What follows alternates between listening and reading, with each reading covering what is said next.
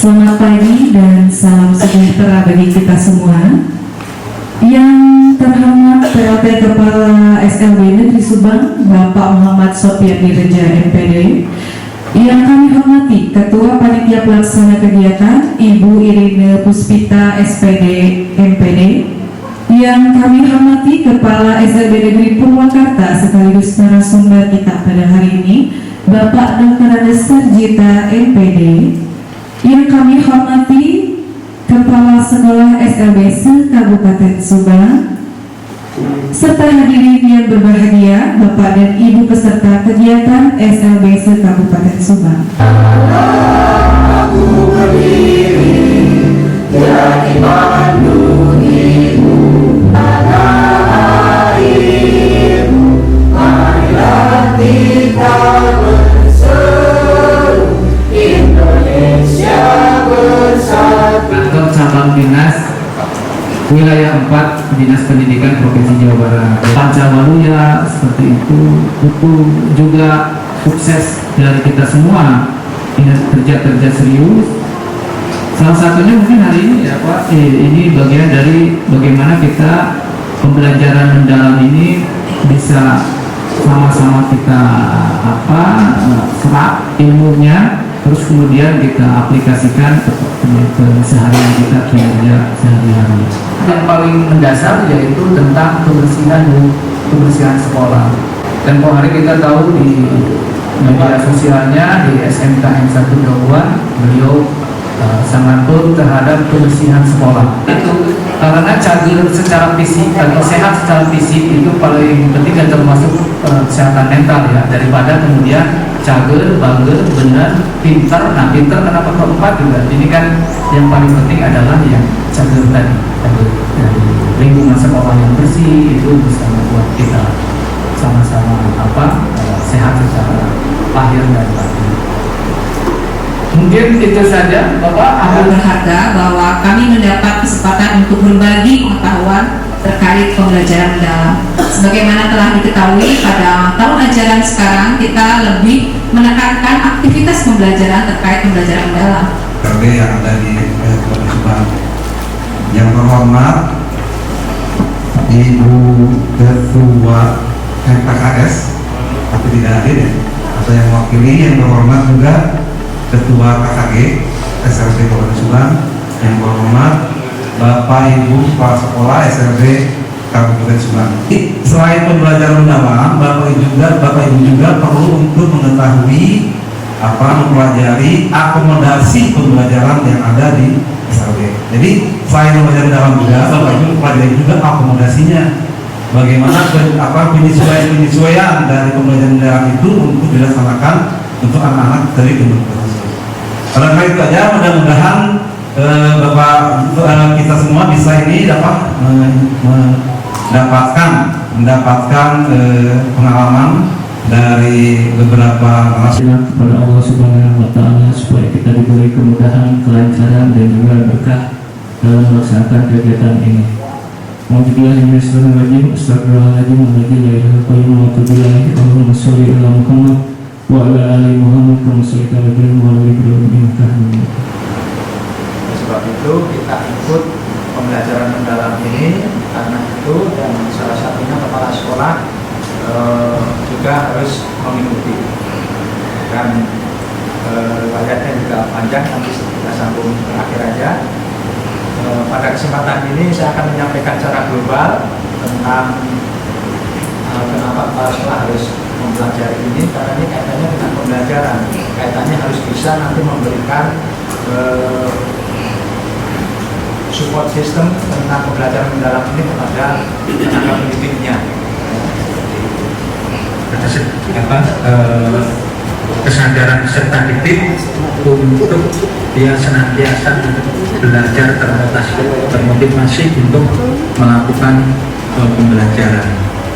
Kesadaran harus sadar, semuanya harus sadar. Kalau kita tidak sadar untuk belajar itu ya untuk apa? Ya akhirnya malas-malasan. Nah, ini peran kita berbeda dengan di sekolah reguler dalam meningkatkan kesadaran ini. Kalau peserta didik kita tidak mengalami hambatan, perkembangan kecerdasan, tentunya kesadaran untuk belajar itu lebih tinggi. Jadi konsepnya kalau salah jangan dimarahi. Kita kan guru ya. Kalaupun salah coba lagi. Kalaupun salah dihapus, ditipek. Kalau sekarang kalau kemarin ngetik. Nah, kalau di jalan hati-hati. Kalau sekali salah ya didenda. Kalau guru mah berbeda. Sekali salah tipek aja, nggak diulangi lagi. Kemudian refleksi. Pembelajaran yang kita berikan kita refleksi. Contohnya seperti ini. Misalnya murid kita 10, kita nilai dan kita ambil rata-rata kelasnya itu, ternyata rata-rata kelas dari nilai itu cuma 4 rata-rata kelas. Artinya belum memenuhi KPM secara klasikal. Itu kita seorang pendidik jangan sampai menyalahkan bahwasanya anak kita yang kurang atau bodoh. Bukan seperti itu kalau TPP, teknik penilaian pendidikan ya, bukan TPP Jawa Barat, bukan. Kalau dulu TPP ya, teknik penilaian pendidikan itu kalau rata-rata kelas itu di bawah KPM, yang kita refleksi itu apakah sistem kita yang penyampaian pembelajarannya itu sudah tepat atau belum, atau memang murid-muridnya rata-rata kemampuannya di bawah rata-rata. Nah, itu harus dievaluasi. Jadi jangan menyalahkan murid dulu yang pertama, kita refleksi. Oh, ternyata metodenya kurang tepat, tadi hanya metode ceramah saja. Berarti harus kita kombinasi metodenya. Pendekatannya juga kita harus evaluasi lagi. Nah, terus tadi apakah joyful learning atau mengembirakan, itu juga harus kita evaluasi. Kita diri kita sendiri dulu yang kita refleksi. PBL, Project Based Learning, itu pendekatan yang berbasis proyek. Ya. Kita misalnya membuat kue. Tentunya kue sebelum ditentukan topik membuat kue, peserta didik diberi kesempatan untuk mengungkapkan pendapatnya. Besok kita akan belajar tatap muka di praktek membuat kue. Anak-anak, kue apa yang kalian senangi? Atau siapa yang sudah bisa membuat kue? Besok kita praktekkan. Idenya muncul dari peserta didik. Ya. Nah, anak yang sudah bisa nanti dijadikan sebagai tutor supaya untuk berkolaborasi dengan temannya. Makanya Project Based Learning ini sebenarnya sebagai fondasi pembelajaran mendalam. Tidak terlepas dari kita. Rootnya itu sebenarnya dari pendekatan mendalam ini, dari rootnya dari PBL, CTL ataupun CBSA ataupun pelajaran inquiry. Ya, nanti ada ahli teorinya tentang konsep inquiry dan praktek kerja konkretnya. Nanti akan disampaikan. Banyak manfaatnya. Tidak sama dengan itu. Jangan pakai tidak, harus sama dengan. Sorry, banyak kata. Jangan tidak harus sama dengan. Jangan ke sini ya, jadi tidak. Harus. Ayo, ini silakan ini. Ayo, silakan. Lamun dina aja ayah bonus dina aja. Jadi apa ini? Betul ya, benar. Bagus.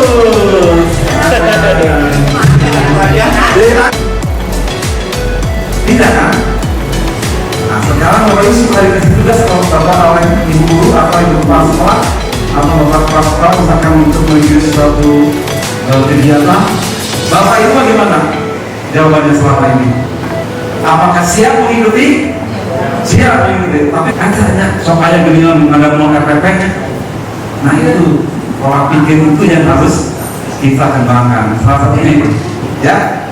Dari pola pikir itu, tadi Bu Indri kan berpikir dulu, lalu bertindak, lalu menghasilkan pola pikir berkembang. Jadi kalau pola pikir tepat itu, manusia itu kalau challenge apa sih? Kalian tahu? Challenge? Tantangan. Kalau dikasih tantangan, kita menghindar, itu pikirannya masih kalau ini besar. Oh jadi sekarang mungkin ini saya berkembang, karena apa? Karena mau cairnya, ditantang untuk jadi purnawirawan di luar, gitu kan? Supaya bisa masalah hasil nomor 2 itu yang difokuskan dalam pola pikir berkembang.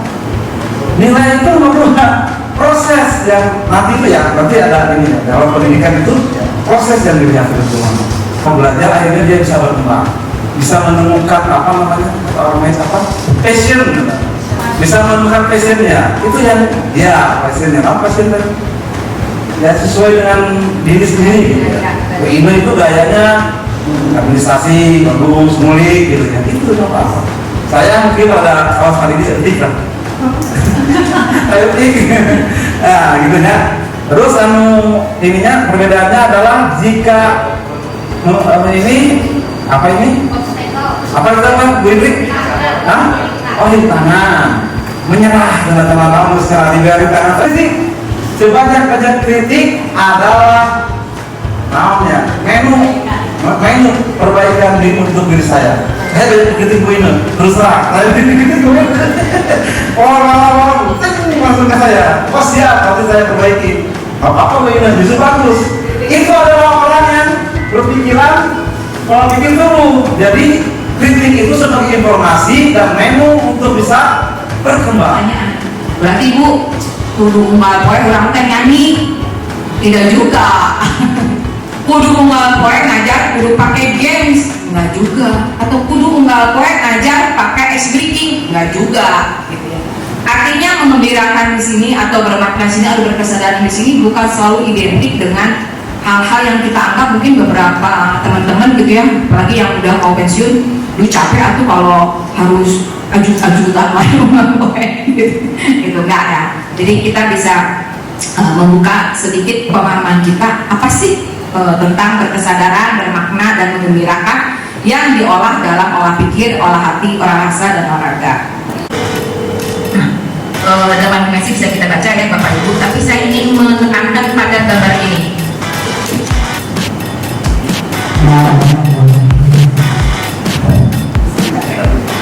Target kita sebagai